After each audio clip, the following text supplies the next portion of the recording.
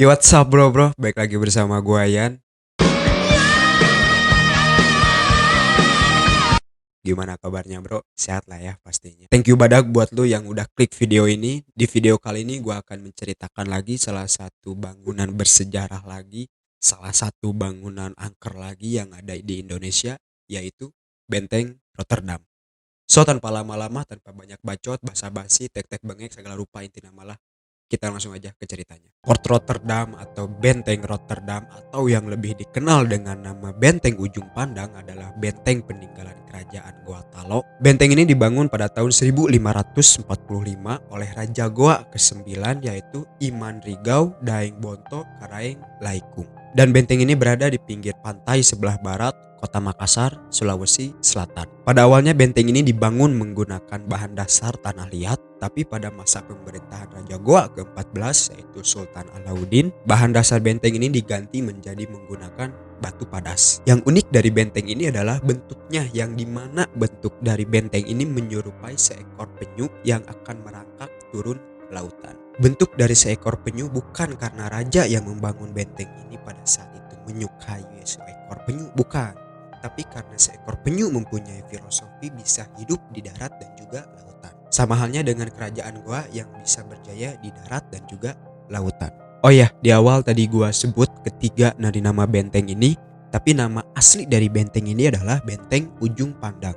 Atau orang Makassar biasa menyebut benteng ini dengan nama Benteng Panyua. Nah, nama Rotterdam atau Benteng Rotterdam diberikan oleh salah satu penjajah Belanda pada saat itu yang bernama Cornelis Spelman, yang dimana pada saat itu, pada saat kedatangan Belanda dan saat Belanda menjajah Indonesia, kerajaan Goa dipaksa untuk menandatangani perjanjian Bungaya yang dimana salah satu pasalnya mewajibkan kerajaan Goa untuk menyerahkan benteng Ujung Pandang ini kepada Belanda. Nya si Bagong mah sangeunah napisan kajeun teu make Romusa jeung Raja Rodi main rebut si anjing mah sangeunah napisan anjing hirupna teh. Dan setelah Belanda berhasil menguasai benteng ini, Cornelis Spelman mengganti nama benteng ini, yang dimana pada awalnya benteng ini bernama Benteng Ujung Pandang diganti menjadi Fort Rotterdam. Alasannya karena si Cornelis Spelman ini ingin mengenang tanah kelahirannya di Belanda. Dan benteng ini pada akhirnya digunakan oleh Belanda sebagai pusat penampungan rempah-rempah dan markas komando di Indonesia bagian timur.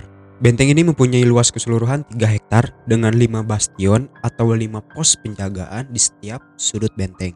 Dan nama dari kelima pos tersebut adalah yang pertama Bon, yang kedua Bacan, yang ketiga Buton, yang keempat Mandarasya, dan yang terakhir adalah Amboina. Selain dari bentuknya yang menyerupai seekor penyu, benteng ini juga mempunyai beberapa keunikan yang dimana keunikan ini menjadi ciri khas dari Benteng Rotterdam atau Benteng Ujung Pandang ini. Yang pertama, mempunyai tembok yang cukup tebal yang dimana ukuran ketebalannya hampir mencapai 2 meter. Yang kedua, bangunan yang menjulang tinggi hampir 5 meter. Dan yang terakhir, gerbang utama yang melengkung dan berukuran besar. Selain itu terdapat juga beberapa parit yang terletak berdampingan dengan tembok pertahanan yang dimana bentuknya mengikuti side plan benteng yang menyerupai seekor penyu.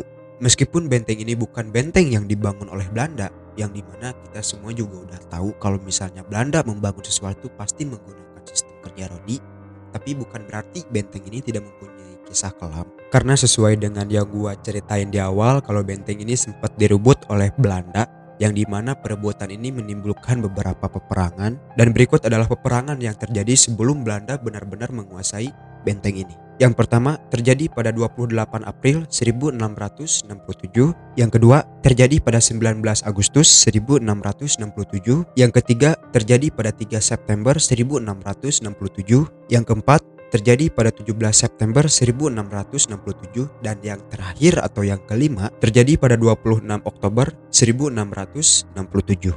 Tapi sayangnya dari banyaknya pertempuran yang terjadi benteng ini, yang gua barusan sebut, gak ada satupun pertempuran yang bisa gue jelasin atau yang bisa gue ceritain, karena gak ada satu sumber pun yang menceritakan tentang pertempuran yang terjadi di benteng ini.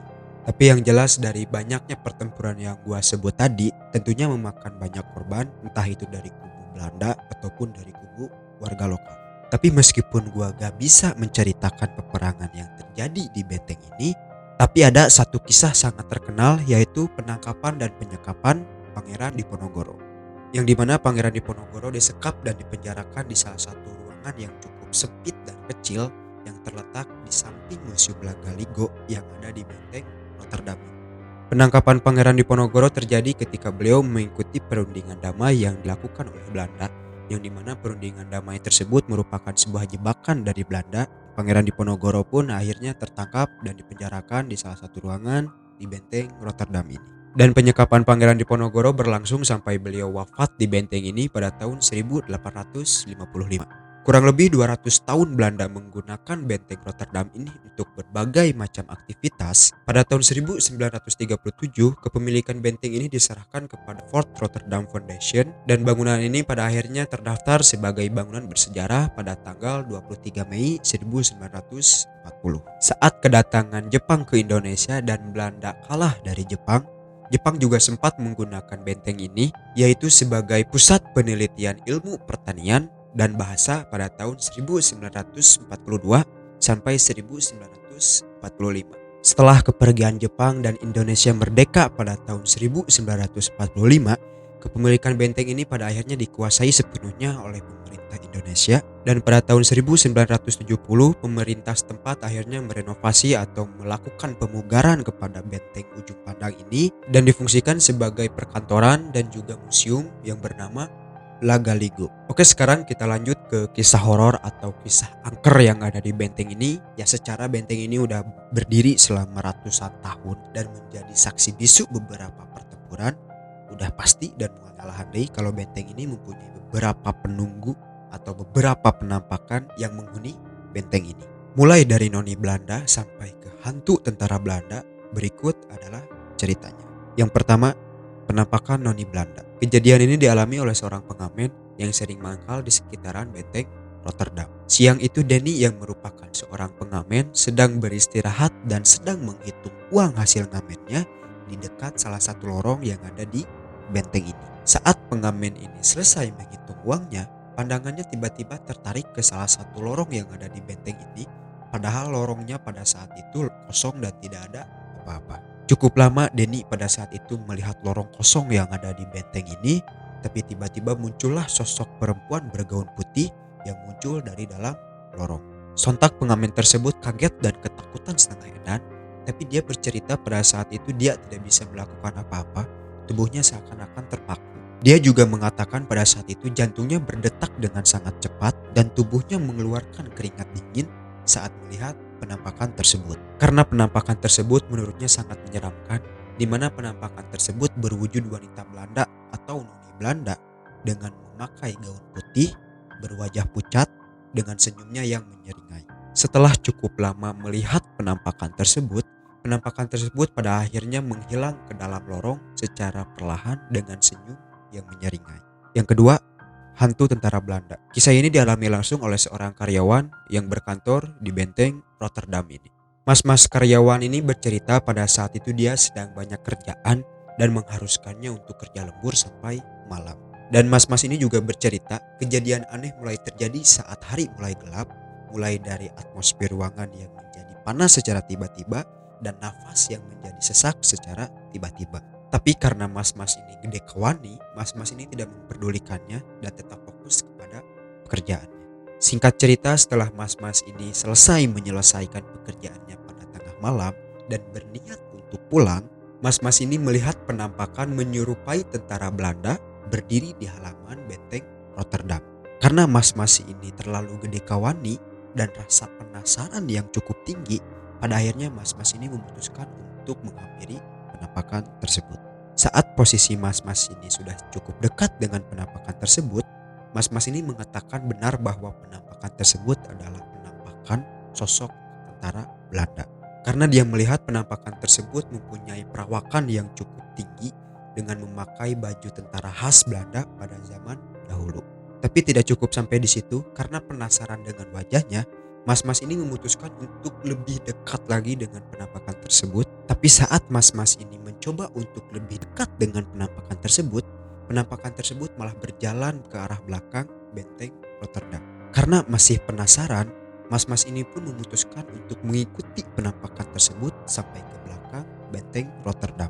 Dan saat sudah sampai di belakang benteng, penampakan tersebut berbalik badan dan menatap mas-mas ini lalu menghilang.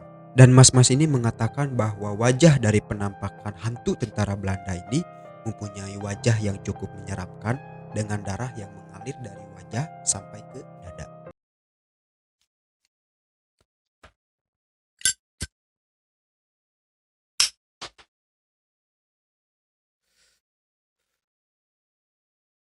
Oke, itulah sejarah, kisah kelam, dan kisah angker yang terjadi di benteng Rotterdam ini. Perihal penampakan, kisah angker yang terjadi di benteng Rotterdam ini, gue balikin lagi ke lulu semua. Segitu aja buat video kali ini. Gua Yan, chill out.